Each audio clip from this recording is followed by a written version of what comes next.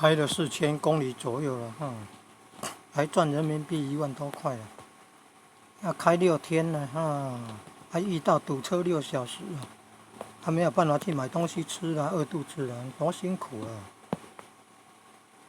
开车还要注意风景，还要露营，还要脑力思考，都是很耗时精神的呢。闭目养神啊，话多伤元气啊。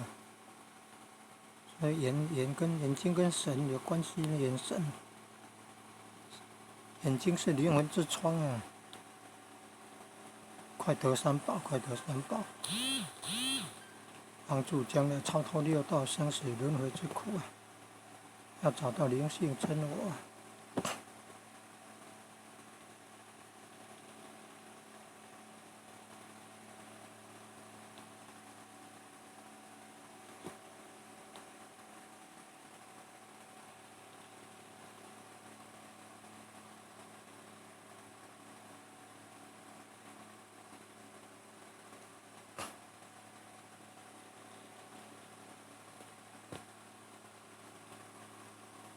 公交车就是公共汽车了。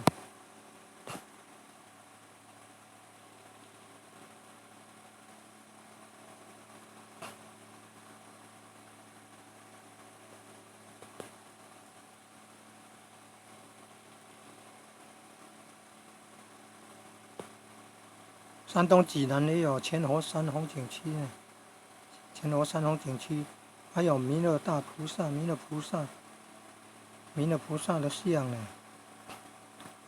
你看那一尊佛像就是弥勒佛、未来佛弥勒。现在吃素了啊！素食环保救地球。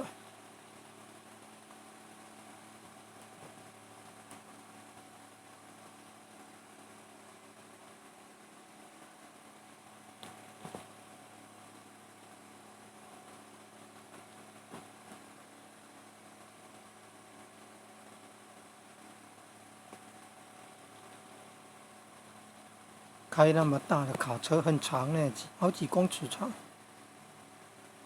然后又开长途了，你看，经过好多个省啊，一个省就很久了，还好几个省，真不简单哦。